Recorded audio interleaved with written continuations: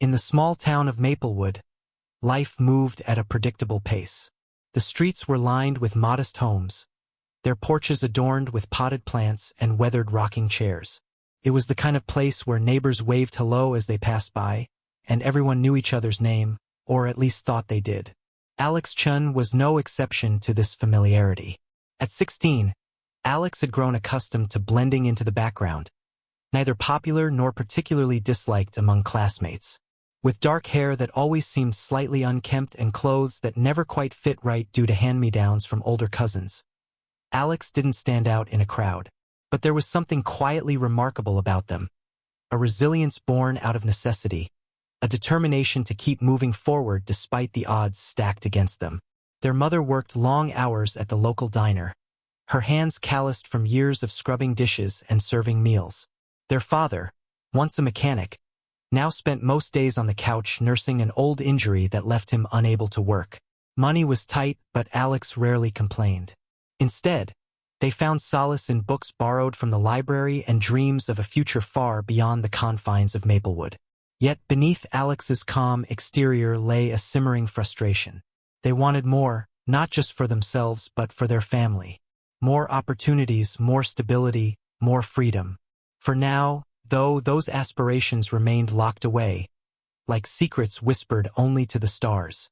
If Alex blended into the background, Ethan Langley stood apart entirely. He arrived at Maplewood High 2 years earlier, transferring from some prestigious private school in the city. His sharp suits and polished leather shoes marked him as different from the start. Rumors swirled about his family, that his father owned a massive company, that they lived in a sprawling mansion outside town, that he drove a car worth more than most people's houses. But none of these whispers reached Ethan himself. Or if they did, he gave no sign. Instead, he kept to the edges of every classroom, his gaze fixed firmly on textbooks or out the window. He spoke rarely, his voice soft and hesitant when called upon. To many, he seemed aloof, even arrogant. Others dismissed him outright, labeling him stuck-up or weird. What few realized was that Ethan wasn't proud, he was lonely. In a sea of unfamiliar faces, he struggled to find his place. Back in the city, he'd had friends, people who understood him, who shared his interests in coding and robotics. Here, he felt like an alien, adrift in a world that didn't speak his language. It didn't help that certain kids saw him as an easy target. His quiet demeanor and expensive belongings made him a magnet for bullies. More than once, Ethan had considered telling someone, his teachers, his parents, but shame held him back. How could he explain that he, the son of one of the richest men in the country, couldn't defend himself? So he endured it silently, hoping each day would pass without incident. One crisp autumn afternoon, as golden leaves tumbled across the sidewalk, Alex walked home from school alone. The air carried the faint scent of wood smoke, mingling with the distant hum of traffic. It was a peaceful moment, one Alex savored after another uneventful day. That is, until they heard it, the unmistakable sound of raised voices coming from behind the gymnasium. Curiosity tugged at Alex, pulling them closer despite their better judgment. Peering around the corner, they froze. 3 boys from their grade loomed over Ethan, who stood backed against the wall, clutching his backpack tightly. One of the boys snatched it away, rifling through its contents with a sneer.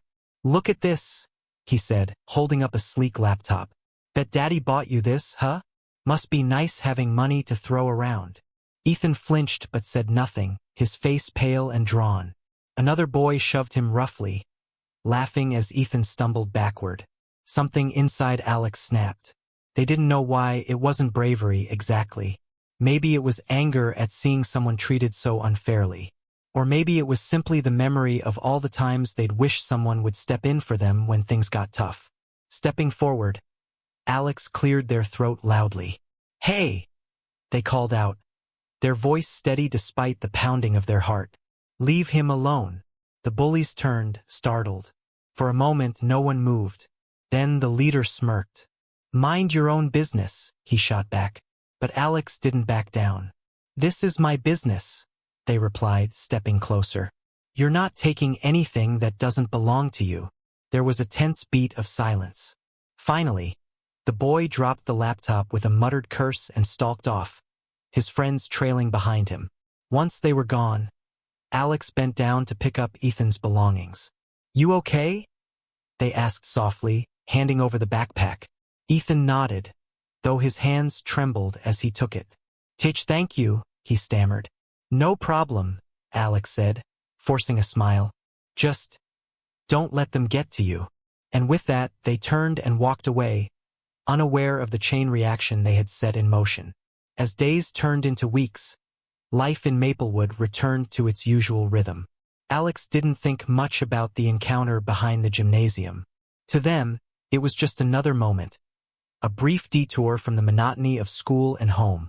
They figured Ethan would do the same. Shake it off, keep his head down, and carry on as he always had. What Alex didn't realize was that their simple act of courage had left an indelible mark, not only on Ethan but also on someone far removed from the small-town world they inhabited.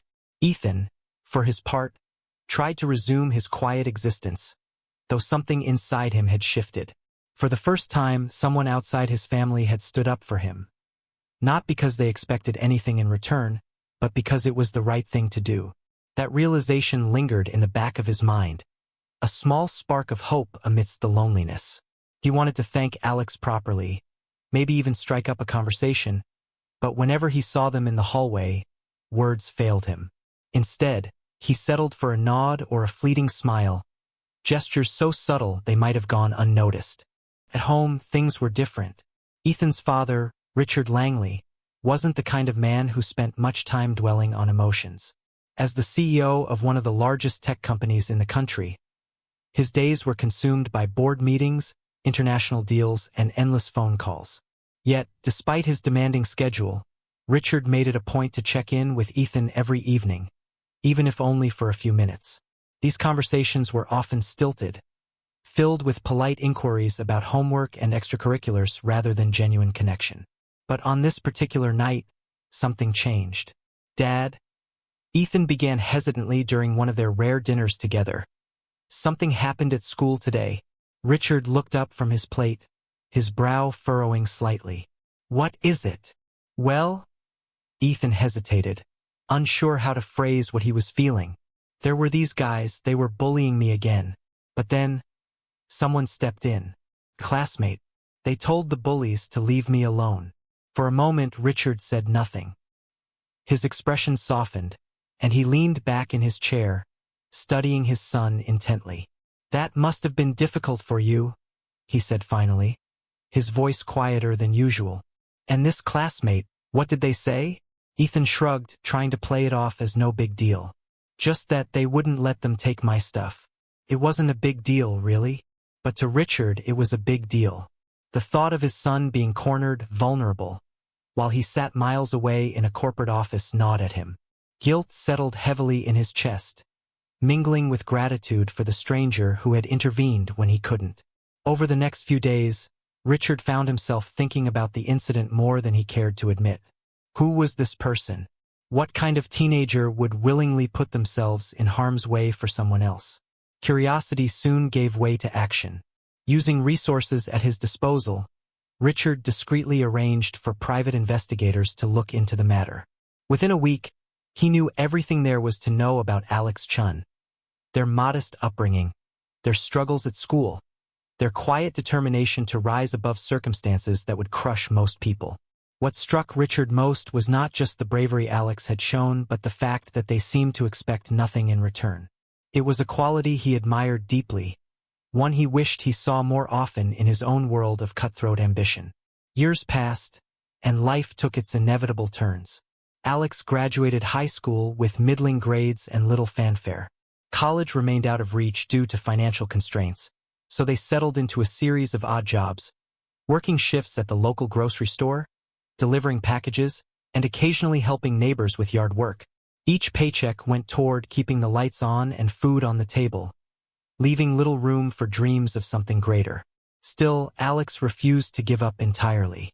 In quiet moments, they'd imagine what life might be like if they could pursue their passion for writing or design, skills they'd honed through late-night online tutorials and library books. Meanwhile, Ethan moved away after graduation, attending an elite university on the East Coast. Though their paths diverged, the memory of Alex's kindness stayed with him.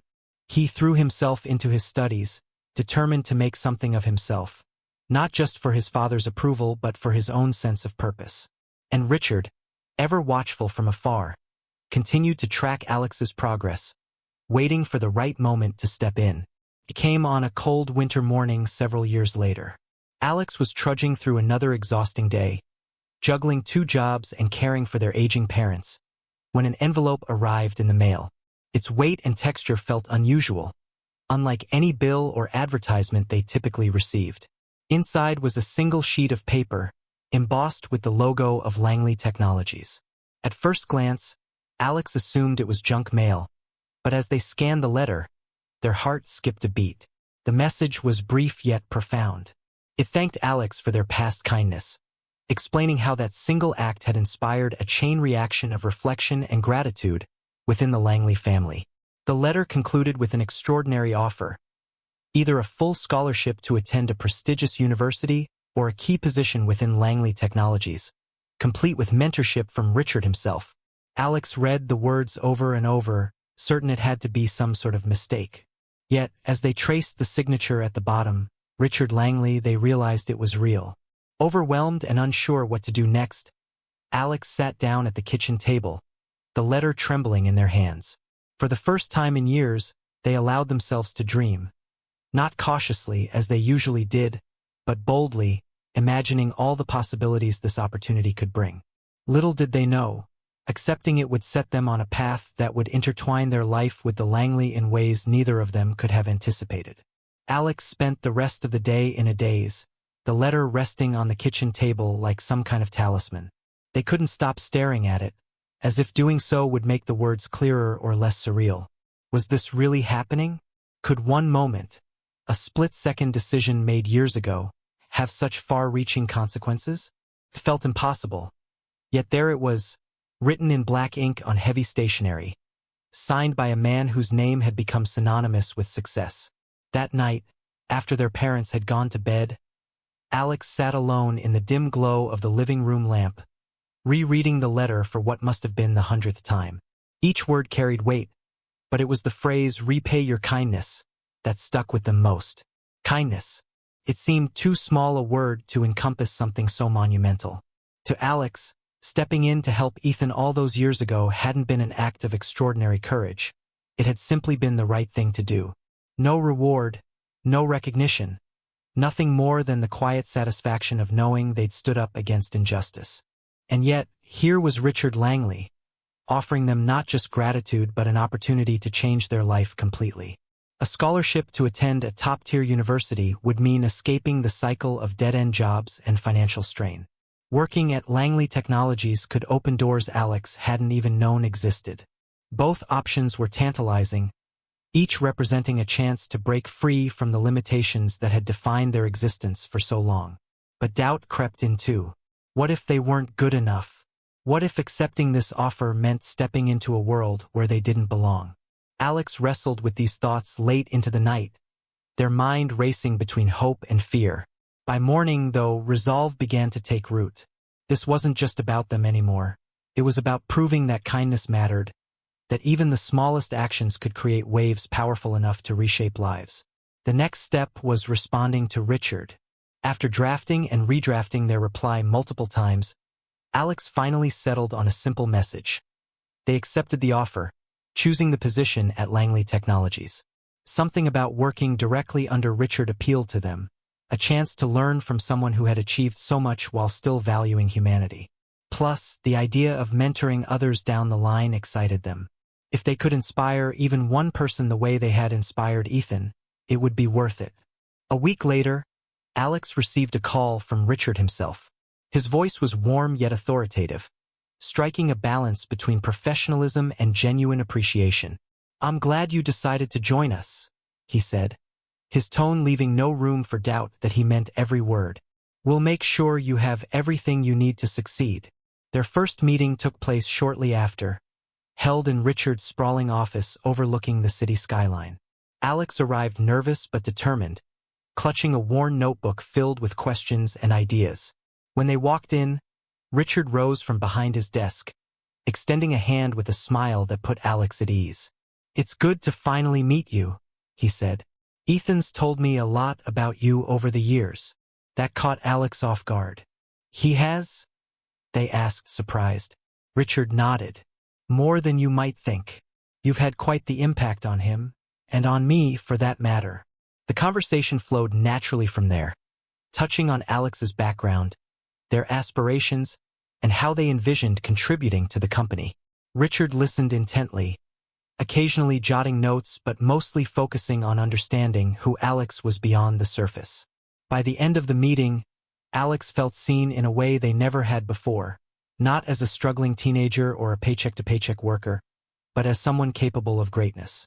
Over the following months, Alex immersed themselves in their new role, quickly earning respect for their work ethic and innovative thinking. Richard proved to be an exceptional mentor, guiding without micromanaging, pushing Alex to grow while ensuring they never felt overwhelmed. Through him, Alex learned the intricacies of leadership, strategy, and the delicate art of balancing ambition with empathy. Meanwhile, Ethan re-entered Alex's life unexpectedly. Now a confident young professional, he reached out to reconnect, expressing how much their intervention years earlier had shaped his perspective. "You reminded me that standing up for yourself, or for others, isn't weakness," he confessed during one of their coffee meetings. "It's strength." Their renewed friendship blossomed into collaboration. Together, Alex and Ethan spearheaded initiatives aimed at supporting underprivileged youth, using their combined resources and influence to create scholarships, mentorship programs, and community outreach projects. For Alex, it was a full-circle moment, proof that the ripple effect of kindness extended far beyond what anyone could predict. As years went by, Alex found themselves reflecting often on the journey that had brought them here. From the quiet streets of Maplewood to the bustling corridors of Langley Technologies, every twist and turn had been guided by choices made with integrity and compassion. The boy who once stood up to bullies behind a gymnasium had grown into a leader who inspired others to do the same. One evening, standing on the balcony of their apartment, Alex gazed out at the city lights twinkling below. Life had taken them places they never imagined, introducing them to people who challenged and uplifted them in equal measure. And through it all, one truth remained constant. Even the smallest acts of courage could set off chains of events that changed the world in ways unseen.